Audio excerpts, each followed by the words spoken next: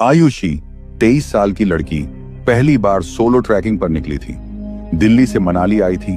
दोस्तों ने मना भी किया था, लेकिन वह अपने डर को हराना चाहती थी। पहाड़ पर चढ़ाई शुरू में आसान थी। पेड़ों की खुशबू और ठंडी हवा से उसका मन खुश था, लेकिन दोपहर तक आसमान अचानक काला हो गया। बादल गरजने लगे और तेज बारिश शुरू हो गई। रास्ता कीचड़ में बदल गया, पत्थर फिसलन भरे हो गए। वह संभलते हुए नीचे उतर रही थी कि अचानक उसका पैर फिसला और वह एक पत्थर से टकराकर गिर पड़ी। उसी समय पीछे से किसी ने उसका हाथ पकड़ लिया। वह चौंकी। एक अनजान लड़का खड़ा था। उम्र लगभग 26 साल होगी। चेहरे पर दाढ़ी, मूंछ, भीगे बाल और आंखों में अजीब सा सन्नाटा। सावधान, नीचे गहरी खाई है, उसने छोटा सा कहा। आयुषी हाँफ रही थी। थैंक्स, बस इतना बोल पाई। बारिश और तेज हो गई थी। दोनों पास की एक बड़ी चट्टान के नीचे खड़े हो गए। हवा इतनी तेज थी कि लग रहा था जैसे छतरी भी उड़ जाएगी। आयुषी ने हिम्मत करके पूछा, आप यहां अकेले हैं? लड़का बस सिर हिलाकर चुप रहा। कोई मुस्कान नहीं, कोई बात नहीं। उसकी चुप्पी अजीब लग रही थी। मन में सवाल उठा, ये लड़का अचानक यहां कैसे मिला? क्या ये भी ट्रैकर है या कुछ और? बारिश शाम तक भी नहीं थमी। आसमान में बिजली लगातार चमक रही थी और हर बार पूरी घाटी कुछ सेकंड के लिए उजाले में डूब जाती थी। आयुषी का बैग भीग चुका था। कपड़े ठंड से चिपक रहे थे। चलते चलते दोनों को एक टूटी फूटी लकड़ी की झोपड़ी मिली। दीवारों में दरारें थीं, लेकिन फिलहाल वही एकमात्र सहारा था। भीतर घुप अंधेरा था। वीर ने चुपचाप टॉर्च निकाली और कोने में जगह साफ कर दी। आयुषी को उसके साथ अकेले रहना अजीब लग रहा था, लेकिन बाहर की ठंड और बारिश से बचने के लिए वहीं बैठ गई। रात गहराने लगी। अचानक दूर से किसी जानवर के चीखने की आवाज आई। फिर भेड़िए जैसी हूक सुनाई दी। आयुषी का दिल जोर जोर से धड़कने लगा। उसने धीरे से कहा, ये आवाज भेड़िए हैं क्या? वीर चुप रहा, बस बाहर झांकने लगा। उसकी खामोशी आयुषी को और डराने लगी। आप कुछ बोलते क्यों नहीं? उसने हिम्मत करके पूछा। वीर ने बस इतना कहा, बोलने से कुछ बदल जाएगा। आयुषी घुटनों में चेहरा छिपाकर बैठ गई। मन में डर था, ये रात कैसे कटेगी? और सबसे बड़ा सवाल, ये वीर आखिर इतना चुप क्यों है? क्या वो सच में भरोसे लायक है या नहीं? दूसरे ही दिन हालात बिगड़ने लगे। आयुषी के बैग में रखा सूखा खाना और बिस्किट खत्म हो गए। वीर के पास भी सिर्फ आधी पानी की बोतल थी। आसमान अभी भी बादलों से ढका था और बारिश कभी भी शुरू हो जाती। हमें नीचे उतरना चाहिए, आयुषी ने कहा।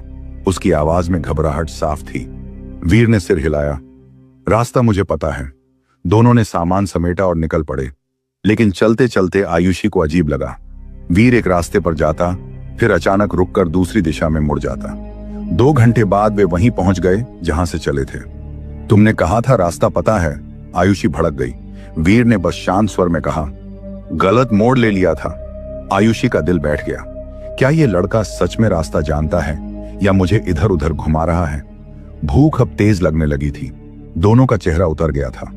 ऊपर से वीर की चुप्पी उसे और बेचैन कर रही थी। रात होते होते आयुषी को लगने लगा कि शायद वीर जानबूझकर उसे भटका रहा है। लेकिन क्यों? क्या उसके इरादे सही नहीं हैं? दिन का आधा सफर तय करने के बाद अचानक रास्ते में गीली चट्टान पर आयुषी का पैर फिसल गया। वह जोर से गिरी और उसका टखना मुड़ गया। दर्द इतना तेज था कि चीख निकल गई। उसने उठने की कोशिश की, लेकिन पैर पर वजन डालते ही गिर पड़ी। मैं चल नहीं पा रही। उसकी आंखों में आंसू आ गए। वीर ने उसे चुपचाप सहारा देकर पास की एक बड़ी चट्टान पर बैठाया। उसने कुछ देर पैर देखा, फिर बोला, तुम्हें आराम करना होगा, मैं पानी लेकर आता हूं। आयुषी ने सिर हिलाया। उसे वीर पर भरोसा करना ही पड़ा। लेकिन जैसे जैसे समय बीतने लगा, डर बढ़ने लगा।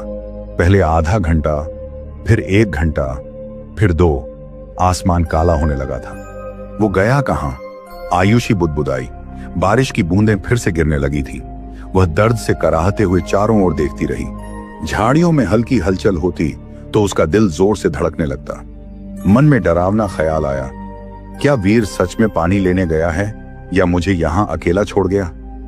रात होने तक वीर लौटा नहीं। ठंडी हवा हड्डियों तक चुभ रही थी। आयुषी को लगने लगा कि वो शायद कभी वापस ना आए। रात लगभग आधी हो चुकी थी जब आखिरकार वीर लौटा। उसके कपड़े भीगे हुए थे, हाथों पर मिट्टी लगी थी।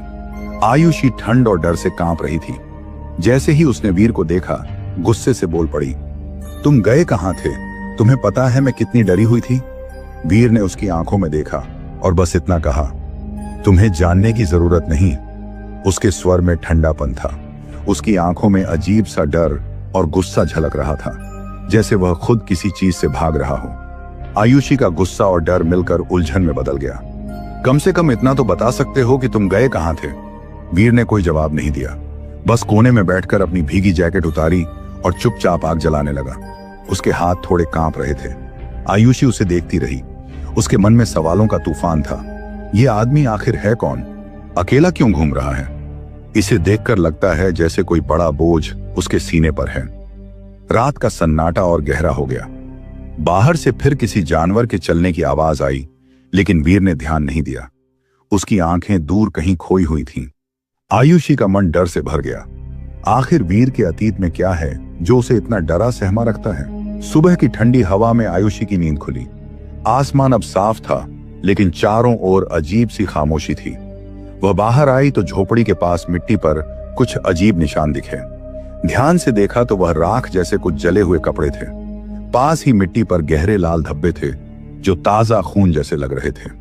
आयुषी के गले से हल्की चीख निकल गई। उसने झट से वीर को आवाज दी, वीर, ये देखो। वीर दौड़कर आया, एक नजर देखा और बिना कुछ कहे उन कपड़ों और मिट्टी को जल्दी जल्दी हटाने लगा।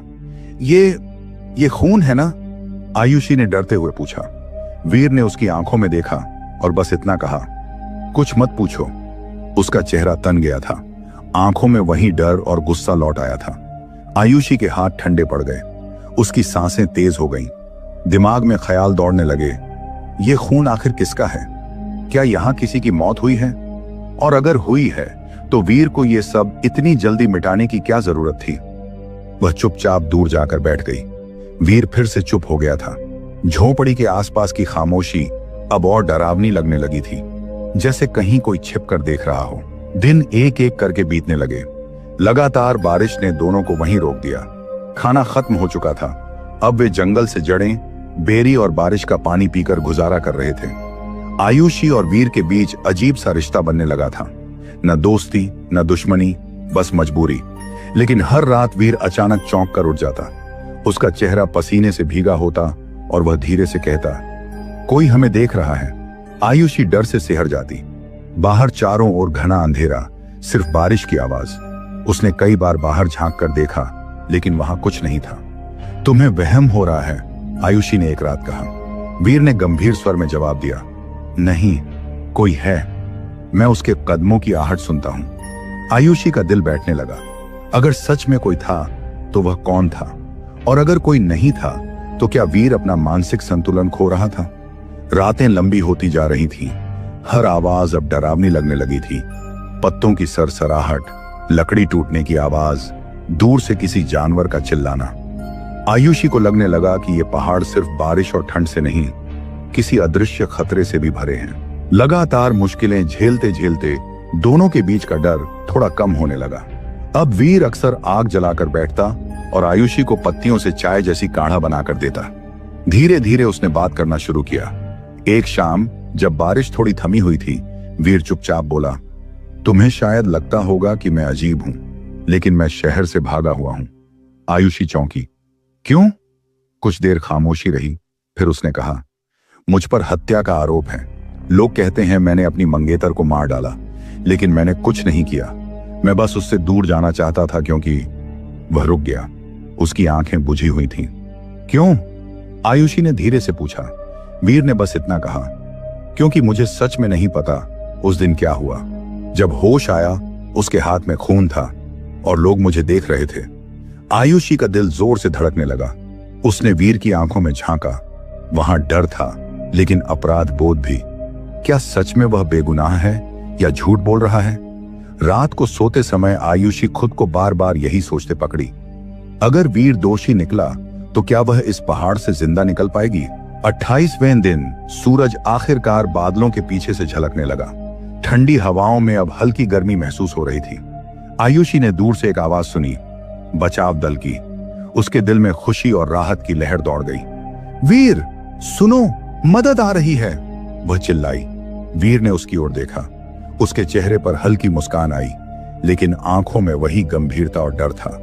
वह आयुषी को पास खींचकर बोला, तुम जाओ, मैं नहीं जा सकता, पुलिस मुझे पकड़ लेगी। आयुषी हिल गई।